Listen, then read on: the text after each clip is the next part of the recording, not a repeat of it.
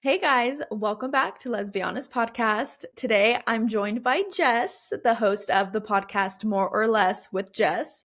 On her show, she dives deep into conversations about mental health and music, exploring the ways both intersect in our lives. She's had some incredible guests sharing vulnerable stories and insights that really shine a light on wellness, creativity, and connection.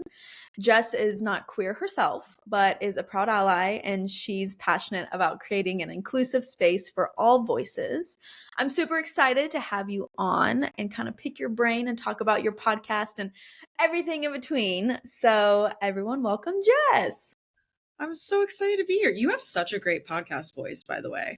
Oh my God. That was Thank so good. you. I Thank you also so made sure much. I wore my little pride flag today, um, Period. as a proud ally on today's show.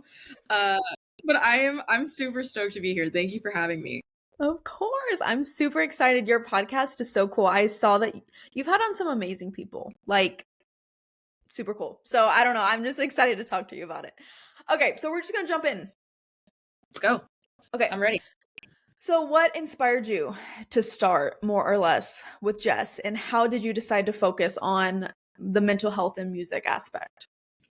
Absolutely. So more or less turns 5 this year, actually. So it began as a COVID pandemic passion project. Mm-hmm. But I would say the origin started a lot longer before then. I've been a mental health advocate since I was about 17. I did a benefit concert in my hometown, which was pretty wild and pretty much put me on the path to entrepreneurship. And then throughout college and my early 20s, was volunteering with different mental health orgs while I was working full time in music. So I kind of lived a Hannah Montana life of, you know, music business by day, mental health advocacy at night, in whichever way I could create that for myself.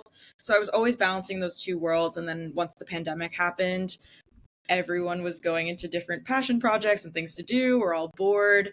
And I bought a $20 microphone on Amazon, and I wanted to check in with the artists that I had been working with through work and Mm-hmm. check in on how people were feeling. It was baffling to me that artists were still expected to fulfill contractual obligations, a virtual concert here, crank out a record over here while the world was essentially on fire.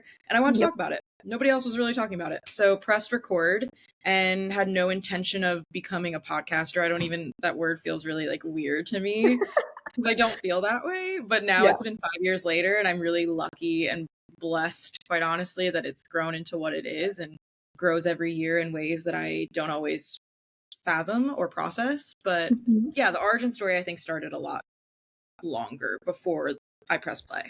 Yeah. So you originally worked with artists, correct? Which made you kind of want to dive into the music aspect of it, of course, but also to kind of check in with the artists to see how they're doing mentally. Yeah. Because you know what it was? So I was very blessed. My first job in music, my first like big girl job in music was at the Recording Academy, which gave me access to a lot of different people through that Mhm. Grammys organization. And we did a lot of events, and I did talent relations, and I was interviewing artists at these events that we put on. And I would interview them for about like 30 minutes in front of a ton of college students. And mental health would naturally weave into the conversation by the artist bringing it up. So I kept seeing it as a common thread, and being my own type of advocate doing that work on the side, it made sense to kind of blend it together, especially because you could tell that the artist wanted to disclose certain things. They wanted Mhm. to share that they were burnt out.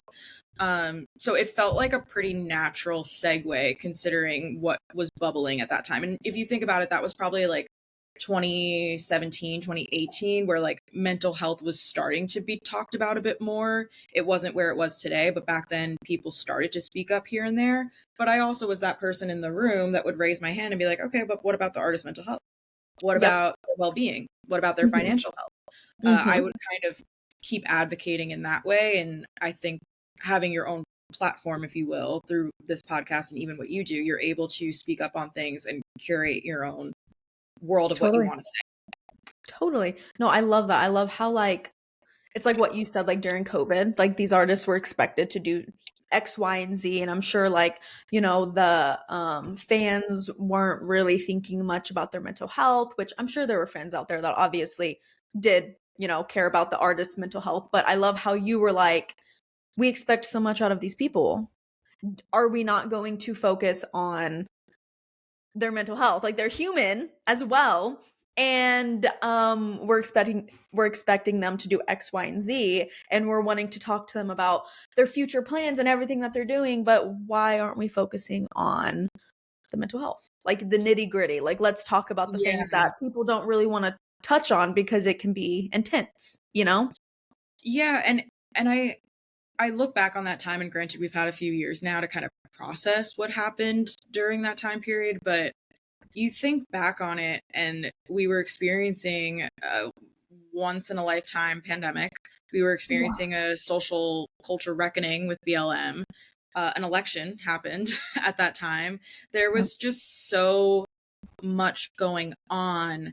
And I at least felt in the music world, it was still, well, we have to keep going. We can't stop. Granted, tours had stopped, but Mhm. then the expectation shifted of, well, then you need to put out as much music as you can. You need to create, go live on social media, or, yeah, do a virtual concert, do brand deals, do this to stay afloat financially. And it just felt like a lot.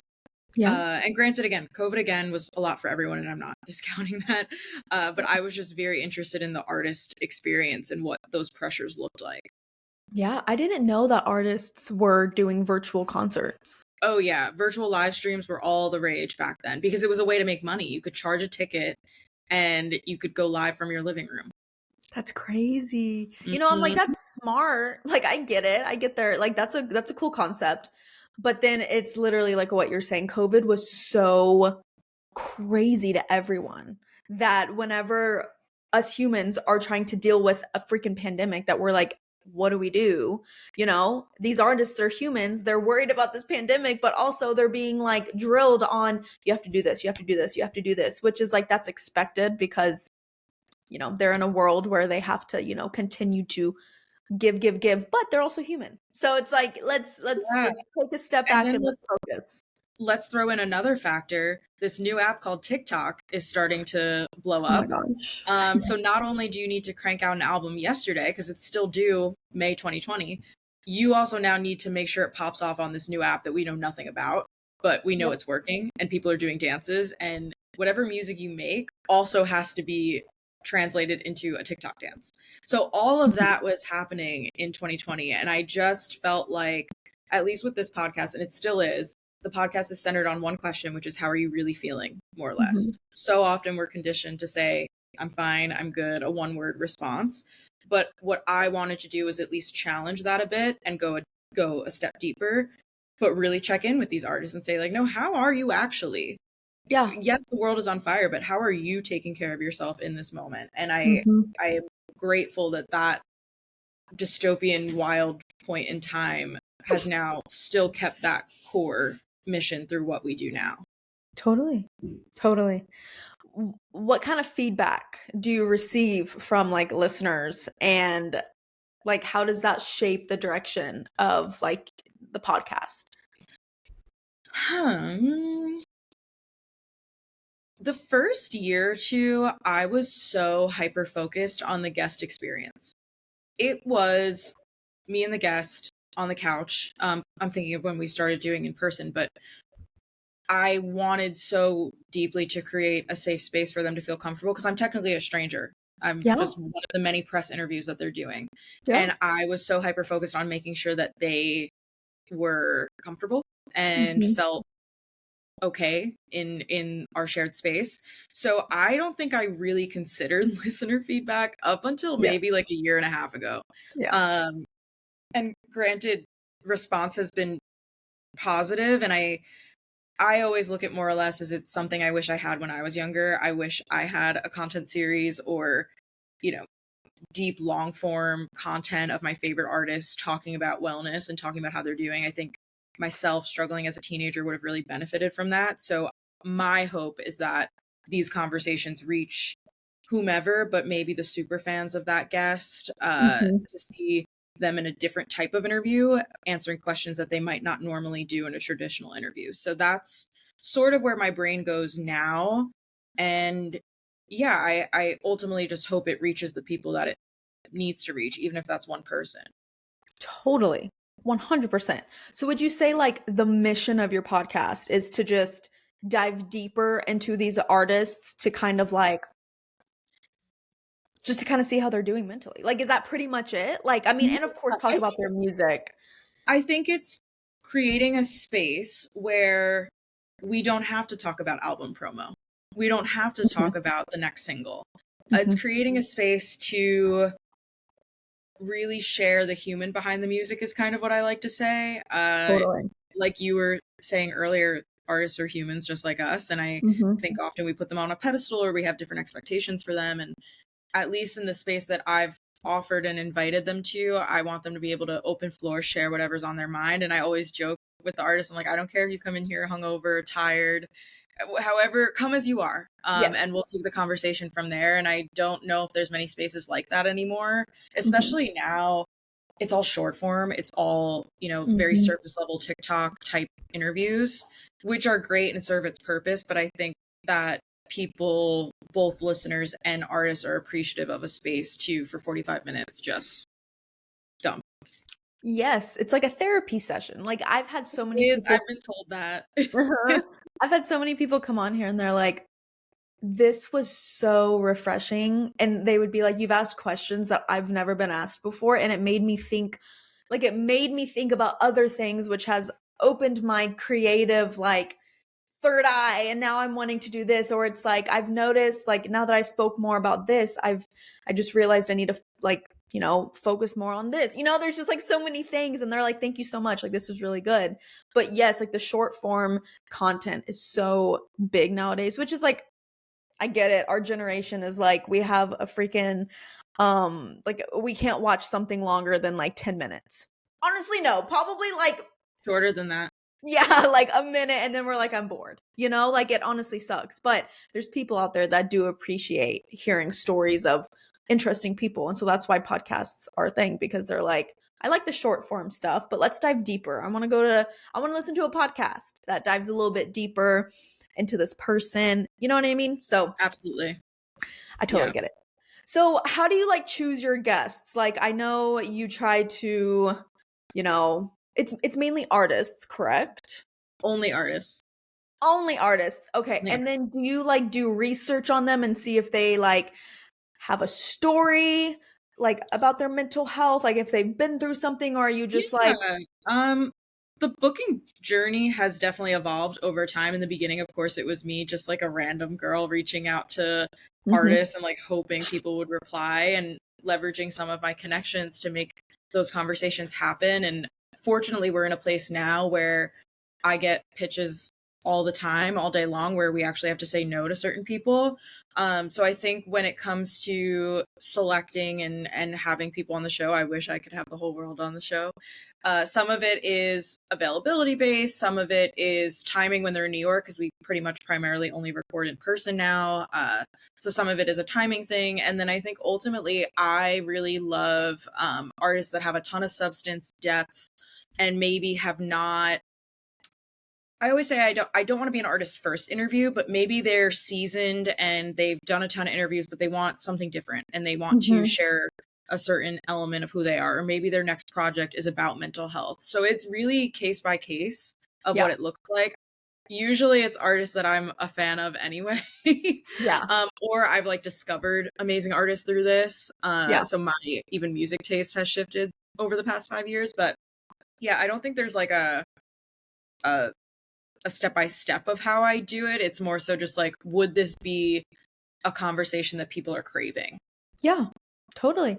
And it's so true. Like, so many interviews nowadays, they're so focused on, okay, what are you doing next? What is your next, single that's coming out? When is the, what is it called? When is the album coming out? It's always like very, what's next, and it's never, let's dive deeper into into who you are. And so your podcast is definitely a space where it's unique and artists they're coming on being very vulnerable, and I'm sure they know that. It's like, hey, this isn't a podcast where we're going to talk about, I mean, we may touch on what you have planned next, but it's mainly let's focus on you and like Let's learn more Yeah, about and that you. can be really daunting to an artist. If you Yeah. think about it, especially when they're in New York, they're usually here for like a press run, so they're here all week and they're pretty much saying the same talking points over and over Yeah. to MTV, to Billboard, to everybody. Like, this is what I feel about the album. This is, my 3 lines.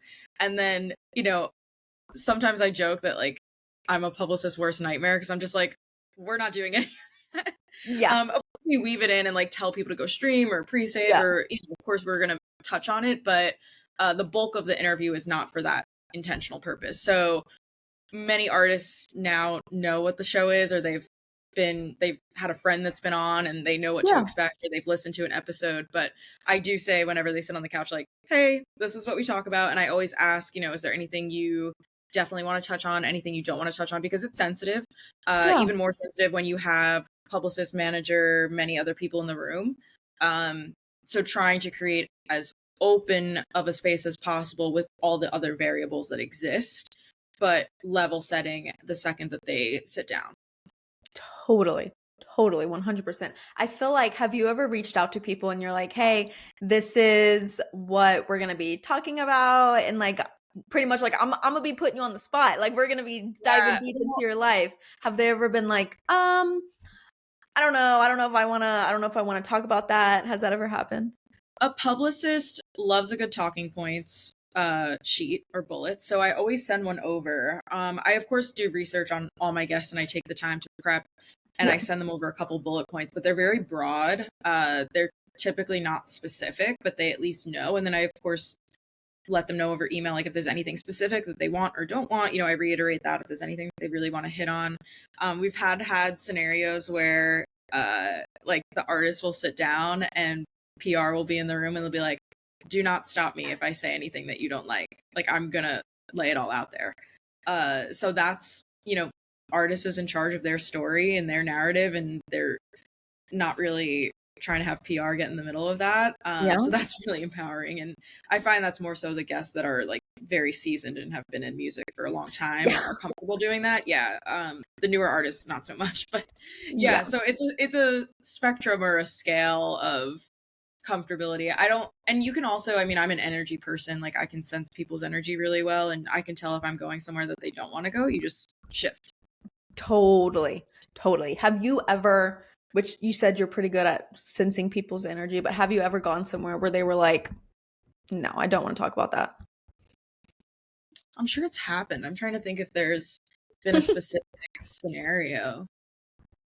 I think it's been more so you can tell when they don't want to go much deeper on it. I think like people are willing to share, and some people are willing to share to an extent. And that's totally respectable. And I am happy to honor that in, that interview format. So, you can tell when they're kind of like, that's all I have to say on that. Like they give you their explanation and then they're like, that's it. Or you could just like, you can sense that they're like, I don't really, or they're segueing. Like, you can tell artists are very good. If they're media trained, they're very good at like shifting topics. So I've experienced that. I've experienced the never media trained, and I've experienced the very media trained, and it keeps it fun. It keeps it interesting. Yeah. But yeah, it's different every time. But I've learned too, even like age plays a role in how it goes. I'm interviewing, I'm getting older, the guests are getting younger. So like conversations I have with a 20-year-old is different from like a conversation I had the other day with a 37-year-old guest. Like, very different types of topics we're talking about, very different lived experiences that we're talking about. So it just very much varies, which keeps my role interesting. Totally. I 100% relate to that. I get it. Yeah. And it's like, for us, we have to be able to adapt to different people. And I feel like you have to be, if you're a podcaster, I don't like saying that word either. I'm like, that kind of sounds weird. But if you are someone that interviews, I guess, you have to be able to adapt to different ages, different types of people, you know what I mean? So definitely, I get that. It's a skill. It is a skill. It really is. Because some people, they can't, which is fine. But, some people, it's just not in their, they just can't do it. Can you share a memorable moment from an interview where a guest's perspective on mental health or music or whatever particularly resonated with you? Such a good question. That's a really good Thank question. you. Wait, say it again. Yeah, okay.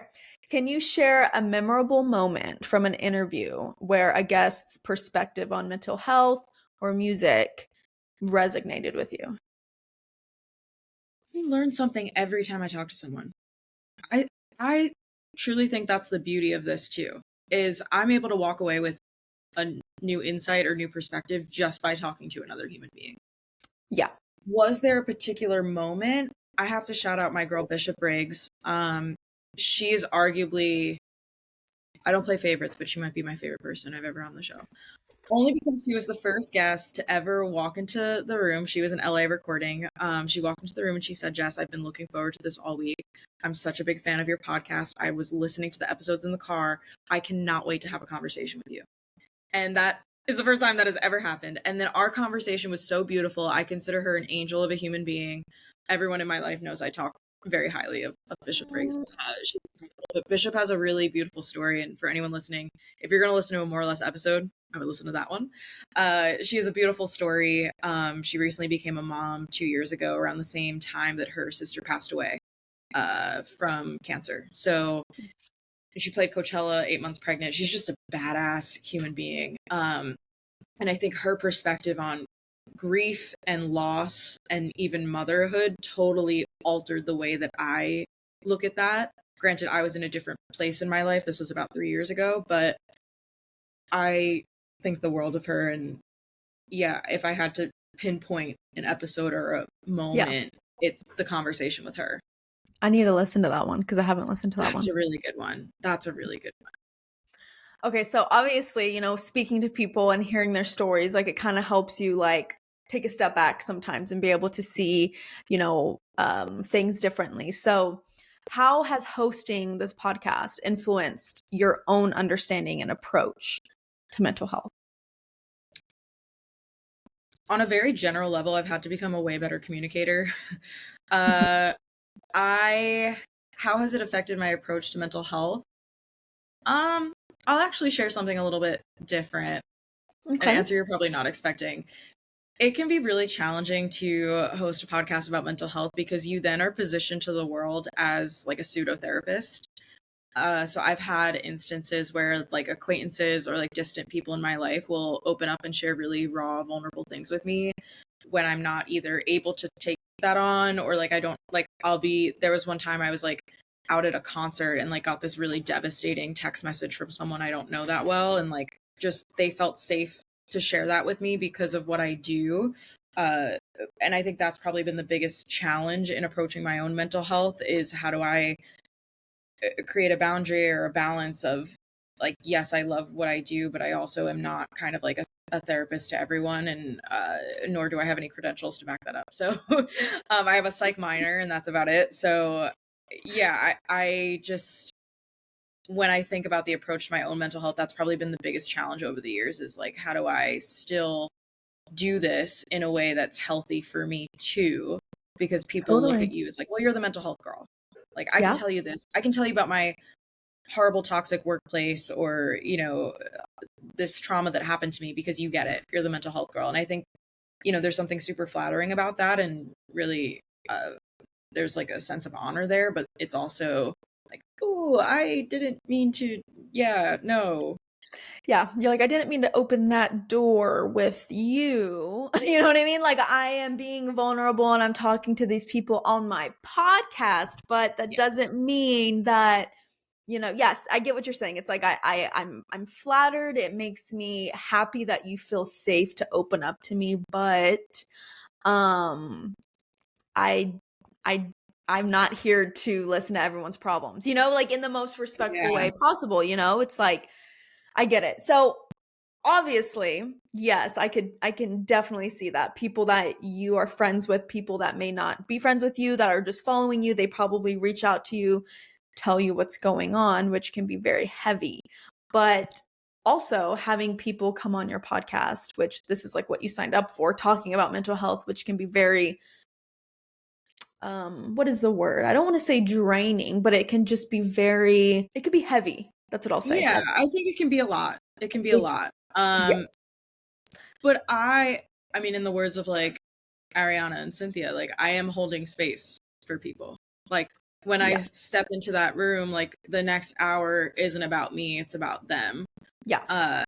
And you know how I said earlier, like I was so hyper focused on that. And I think now I'm starting to get to a place where I am getting better at like preserving my own energy, but I'm pretty locked in for that hour. And I know that there's emotional moments on the show, but I think ultimately by the end of it, I'm typically like laughing or like smiling and giggling like with the Yeah. guests, that we end on a note that's not heavy. And if anything, it was just a cathartic experience to share that and say things out loud. And uh yeah, I don't ever walk away feeling heavy.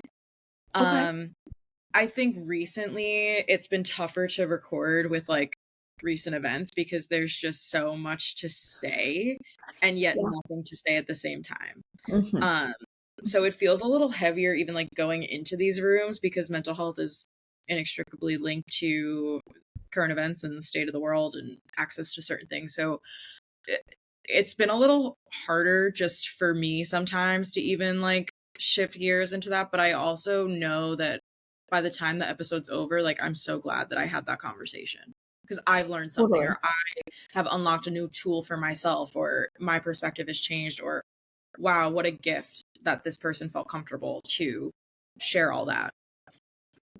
100%. So, especially with things that are happening now, oh my God, it's insane. How do you balance, the emotional weight of heavy topics? I know you said like usually you don't leave feeling super heavy, but like, and you go into it with a mindset of like, this is not about me, this is about them. This is the space for them. But like, as humans, like we can Yeah, still it's feel very human. very, yeah. So, It's very human. And you know, I had a challenging moment the other day. We had an incredible guest on and she was getting really fired up about what's going on. And I could see the anger. She was getting red, you know, and my role as a host had to kick in that moment of like, okay, how do we bring it back in? Like, how do we diffuse this while still obviously calling to action everything that's going on and like giving her space to express herself. But I think it is somewhat of a balancing dance of how you do that in a way that is also digestible, because then I start to wonder, like, people are listening to the show in the car or in the shower, and like it might be a form of escapism for mhm, them, that like, do they want to discuss that? I don't know. I don't mhm, really know the answer to that. mhm. But I think it's important that artists continue to speak up about it. I think it's important that we still talk about it and not pretend that the world is not on fire.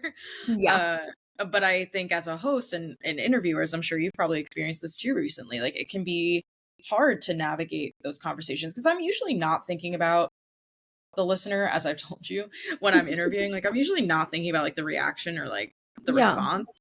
But in that moment, I did start to think like, we are both so angry, like me and this guest are so angry.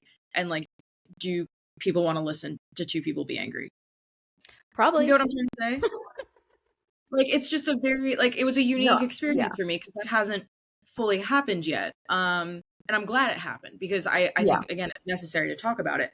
But yeah, you wonder like, will people turn it off? I don't know, it hasn't come out yet. But like, will people, you know, stop after that? Like they don't want that conversation, or are they like, how friggin' cool is it that an artist is putting themselves out there and like demanding justice for Palestine? Like, I think it's amazing. I mean, like, I'm someone where I would love to hear an episode of someone that has a lot of followers, someone that is a very public figure, speak about what's happening in this world because of course there's so many public figures that are speaking out against this, which is amazing, but there's also some that aren't, and that's what makes me upset, is the ones where I'm like, you have so many followers and you're not speaking about this. Like, so I'm someone who would love to hear an episode like that, just because I'm like, this person is passionate, they're putting their self like out there, and you know we have like a podcast that people listen to, but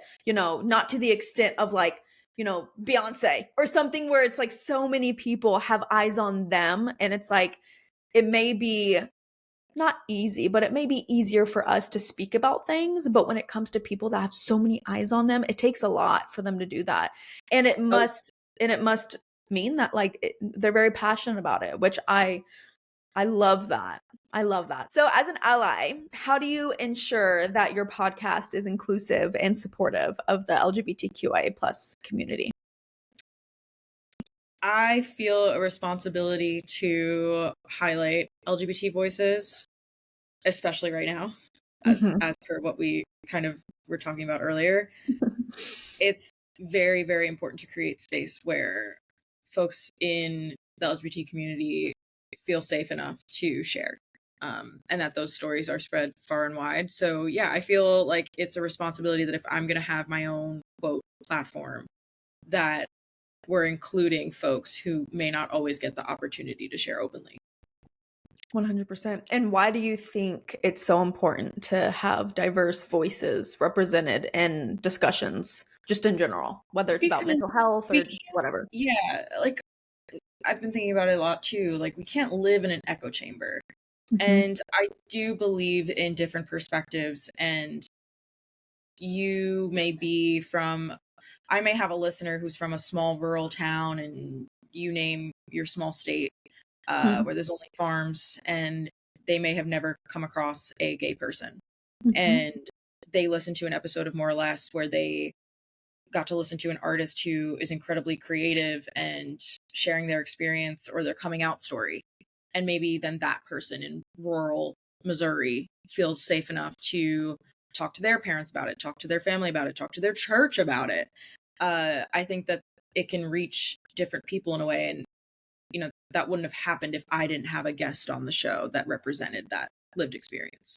100%. I mean, it's all about representation. Like, I mean, Yeah. and that's why like I have my podcast as well, like our topics are different, but we're doing this for the same thing. Like we're doing it to get the representation out. Like yours is you go over so many different topics, but it focuses on mental health, which is such a big deal. And so there could be someone that is going through something very similar that a really big artist is going through, and it can make someone feel seen and be like, oh wow, like I can relate to this artist, and this artist said that they got through it, or they like gave tips on how, they got through their dark times or whatever it is, and it can help people feel like they're not alone. Like that's the simple like answer, is just to help people feel like they're not alone. And like I say this all the time, social media can be such a scary place, but it can also be such an amazing place because it's a community and you can feel so empowered and like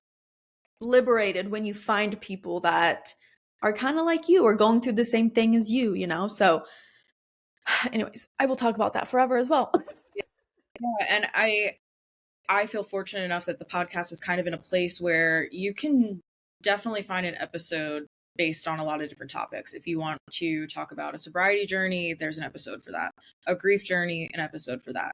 Religious trauma, an episode about that. The queer experience, uh, the trans folks experience right now, like there's an episode on that. So we've been able to have these conversations that will reach somebody who's going through that thing. And even if they're not going through it right now, they may be going through it 5 years from now, or maybe they went through it 5 years ago, and they find peace in hearing someone else's story who has a platform, who is making music, who is reaching people, speaking up, and you can say, oh, I went through the same thing.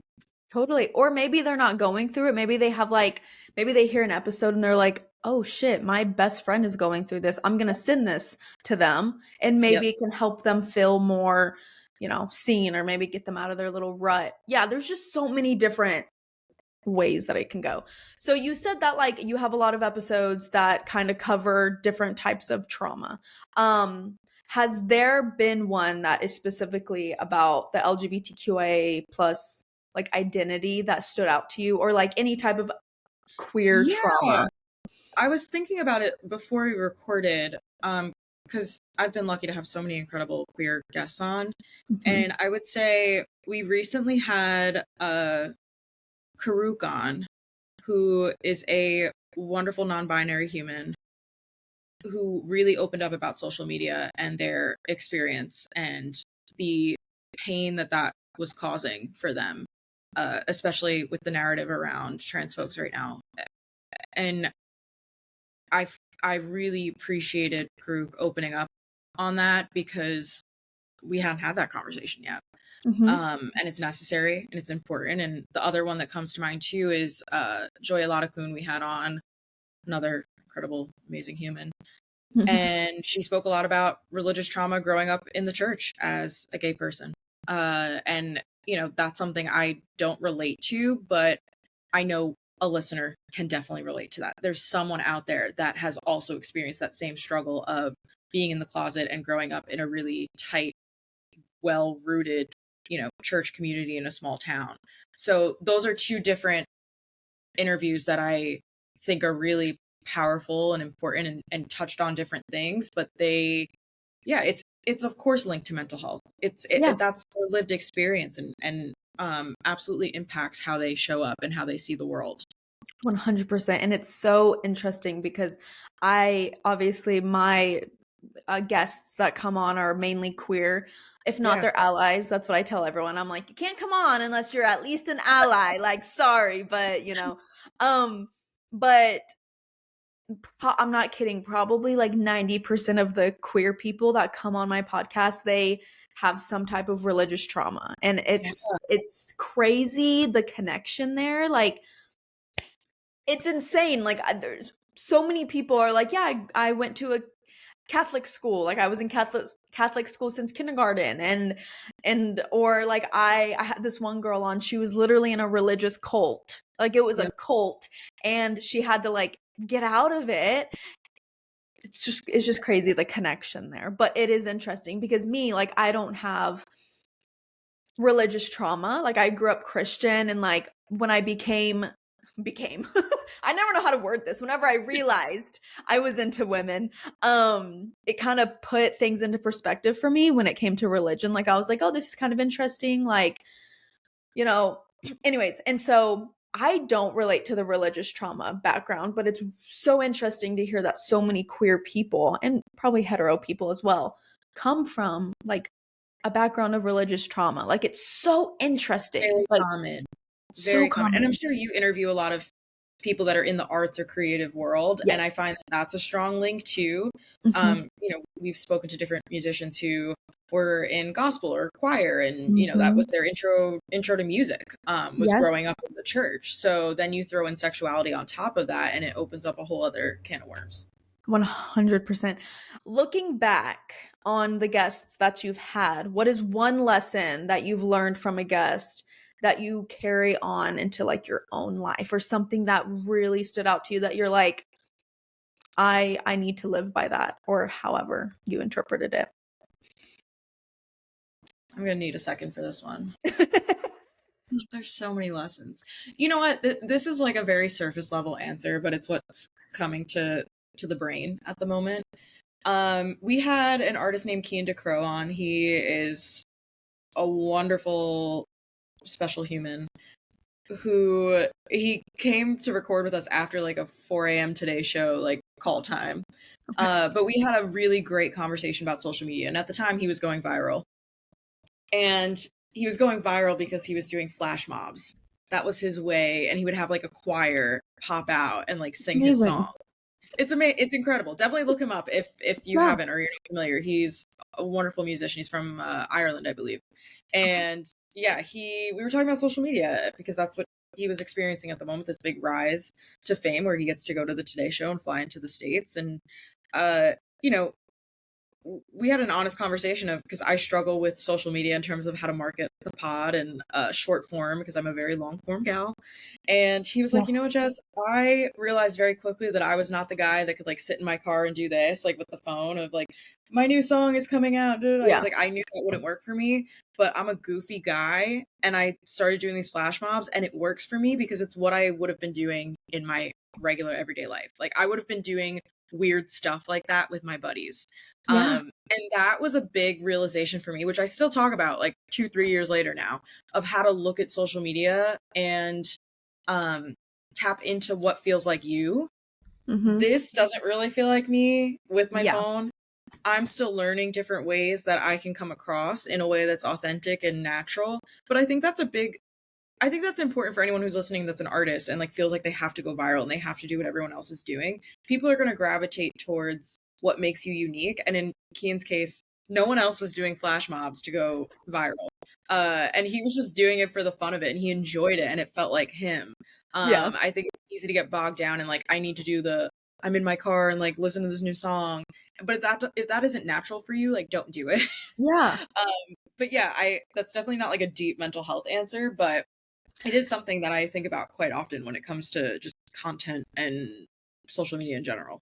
Totally. No, yeah. And like, yeah, it didn't have to be focused on mental health. It's just something that stuck with you. And that really is good because it is true. It's like people know when you're being authentic. Like people know, you know what I mean? And people will gravitate towards you more when they feel like you're being authentic. You know what I mean? Yeah, if we talk again, I'll have a deeper answer. But yeah, I do learn something from everyone that I talk to, and I think that's a real gift and something special. But Yeah. on a very like basic level, the social media conversation was important. It's what I needed to hear, I think, in that moment. And it's only just now that I'm starting to lean into it a bit more. Like, I made my first like legit TikTok with a sound that was trending the other day, and I was so proud of it. 7 seconds, but it was the best 7 seconds. I was so proud of myself.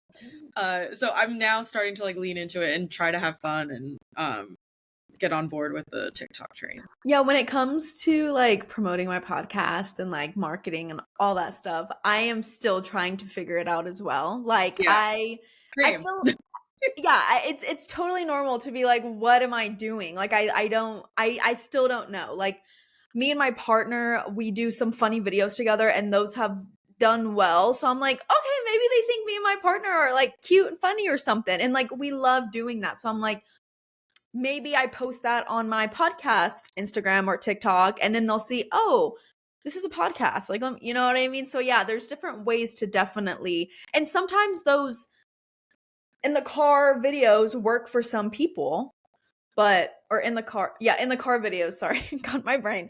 Sometimes that works for people, but then if you don't feel authentic doing it, then don't do it. You know? Right, right. But I feel like that's very common, trying to figure out the way to promote certain things. Well, and also, at least for our case, talking about mental health is not really something that you could do in like a soundbite or like, I'm in the car. Like, it's not really, I guess you could, but it's one of those things that is very hard to do short form. Yeah. So that's something, we've talked about like man on the street stuff and whatnot, but I don't know. It's just, we'll see. We'll see. Do you have a dream guest that you have not had on yet? I have several. Tell us all of them. But you know what? I'll manifest. I will speak it into existence. I really want Haley Williams on the pod. I grew up as like a huge Paramore stan. Okay. And God, I just freaking love Haley Williams. I think she's such a badass. Okay. Her new album is incredible if you haven't listened to it. Haven't. Yeah, Haley Williams, Julia Michaels, Demi Lovato, the list goes on. Yeah, but it'll happen at some point. Demi Lovato would be iconic. I could talk about Demi forever, but for the sake of time, I won't. I'll just say that she is very integral to my mental health journey and why I am doing all this. So, okay, when she's on, that's it. I can quit.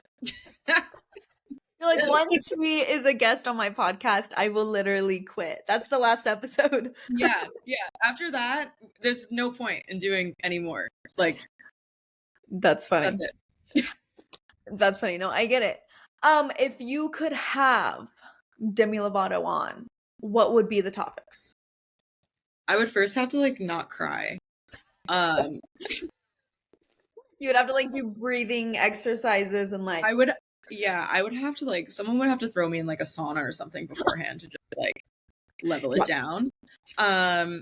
The topics that we would talk about, I think what's interesting about Demi's story is people have asked her obviously a lot about mental health, but I think I would want to know more about being in the public eye and sharing certain things, and if there's any regrets around that. Like, I really do wonder, if you think about it, Demi became vocal about it at 18 because she kind of had to. Mm-hmm. And was she forced into that because she was sent to treatment? Like, I just have so many questions that are a bit more complex than just like, so you talk about mental health. Yeah, but I know right now she's leaning into like her it's not that deep era, so maybe we won't have that conversation now, but I think at some point I would love to just know more about being an advocate, because you kind of alluded to it earlier, but advocacy in my mind is a spectrum, and you can be a poster child for a certain cause, or you can be like kind of a little bit more reserved about it, and you're still speaking up. It's just sorry, the dog is just on top of me. But yeah, I think it's a spectrum, and I think Demi definitely became the poster child for mental health from the era of like 2011 to 2018 even. And then other players started to come into the fold. Yes, hello. Oh, bless you. He's like, let me sneeze on you real quick. Yeah, for anyone listening, this is our foster dog Stanley. He is going to his forever home next week, and clearly coughing in my face. That's so disgusting.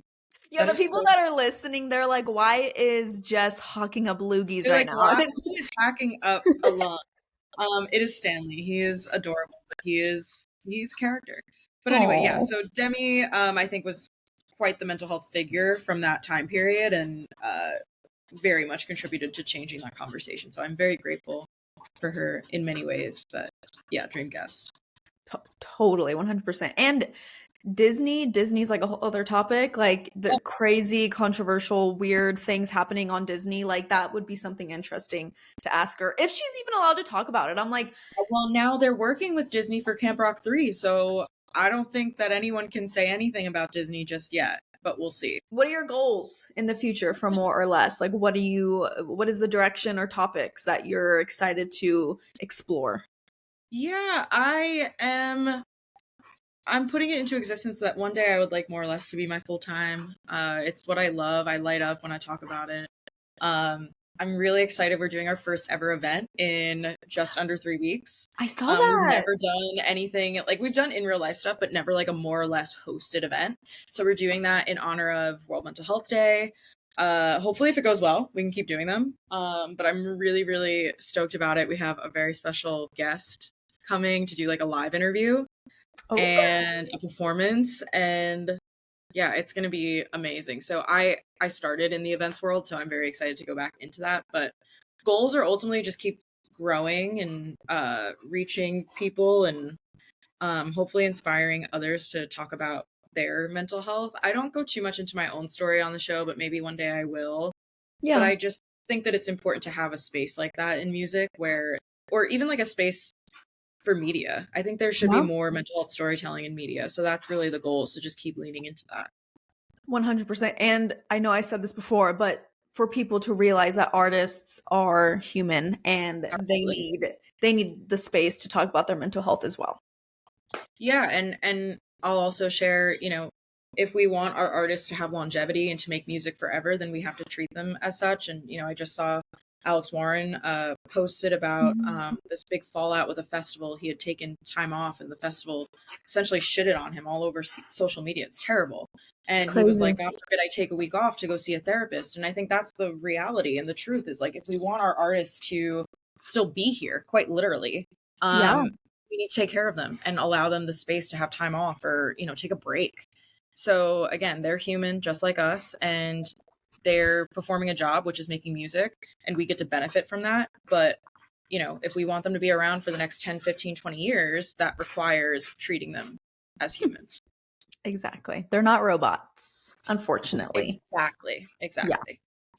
Are there any upcoming projects, collaborations, or just anything that's coming up in the future that you want to tell the listeners? I know, usually, me at least, I don't like telling people in advance the guests that I'm having on until it's like a couple days before. Yeah, well, this will probably be, when will this run, you think? Probably not this week, but the next. Okay, cool. So yeah, we have a new season coming out. First episode is likely already out by the time you're listening to this. We sat down with Natalie Jane, super cool, also a fellow Jersey girl, which was fun. Okay. And then we have a lot more guests lined up, and then our event is right before World Mental Health Day. It's on October 8th. If you're in New York, definitely come through. I have a feeling we're going to sell out. It's a very small event, but it should be really cool, and we'll have content from that. But best way to kind of stay updated and stay tuned, Instagram's probably our biggest platform where we post the most. So it's just at More or Less with Jess, but that's on everything, like the YouTube, the TikTok, all of that stuff. Amazing. And when do you post? When do your episodes come out? Yeah, we do. When we're in season, I try to do it every week or bi-weekly on Wednesdays. Okay. And then when we're like on hiatus or like not in season, like we won't do anything consecutive, but we'll do other stuff on socials. But yeah, it's definitely not weekly all year round, but Okay. it's consistent. Like there'll definitely be consistent episodes from October through November. Okay. Cool. Yeah. Amazing. All right. Well, Jess, thank you so much for coming on. You're going to chapel tonight. I'm so excited. I didn't even know. I, I wonder if she came to Austin. I'm like thinking. I saw her at No, it's ACL. like a couple shows. It's only like New York, LA, and Missouri, I think, are the three cities. Okay, because I Um, was about to say, I'm like, I didn't see that she no, was. it's not a whole tour. Okay. But my friend got tickets months ago, and I'm so excited. Yeah, it should be a lot of fun. The last I saw Chapel was at a 2,500 cap venue, so very small. And tonight I'm seeing her. I think 13K is the cap. So you've been like an OG. Not really, actually. Oh. Okay, funny story. Chapel was supposed to be one of my very first clients for consulting, and I didn't know who she was. I was actually talking to her old management team at the time about a different artist that they worked with to do mental health stuff, and they said, "Well, actually, you should meet this girl, Chapel Roan." And we did a whole pitch deck, like I had a whole thing going, but Chapel was very DIY at the time and like did not have budget for that sort of thing. Yeah. But it's funny, that was like 2021 or 2022, and then here we are. Here we The are. growth is crazy with her. That's a whole other conversation. Like, I know, but at that point we were gonna do such a cool project for Phenomenon. I wanted to do like a LGBT like hotline type of activation. Like how there's like 988 for like mental health. Like I wanted to do yes, some kind of like Phenomenon phone number. that would have been cool. Yeah, there was so many cool ideas, but I was not familiar with her up until that point, and that was like fall of 2022 or 2021. Yeah. Oh my So god. not necessarily like an OG, but I was at the shows that she did that first tour. Yeah. Yeah, like right before it was before Coachella, it was before all of like Gov Ball, it was way before that. Yeah. I mean, I'll be honest, I didn't know who she was until she got big. So, Yeah. you know. Yeah, I saw her at Brooklyn Steel, and Bowen Yang was there and walked right by me from SNL. So I was like, if he's in the know, like, he knows something. And then I think she was on their podcast, like Culturistas. So I think that's really cool. But I'm excited. It should be fun. She has Hemlock Springs opening. Okay. Who's a really cool artist. Yeah. And yeah, I'm pumped. It should be a good time. The only thing is the venue is like an hour from my house, but it's fine. Oh. It's like way out in Queens. In Queens, is that what you said? Yeah. Are you going to take the subway? Yeah. Okay. And I'll listen to Chapel Roan the subway. There you go. All right. Well, thank you so much for coming on. Again, let us know where people can find you. Yes, at More or Less with Jess on all of the things. We're probably most active on Instagram, but you can also find all of our episodes on Spotify, Apple, YouTube. Just make sure you type in More or Less with Jess. If you just type in More or Less, unfortunately, there's another More or Less pod that hopefully one day will be bigger. I get it. Yeah. Okay. Amazing. Well, for my listeners, I post every Wednesday. I have some cool people coming on. So definitely stay tuned for that. And I will talk to you guys later. All right. Bye. Thank you.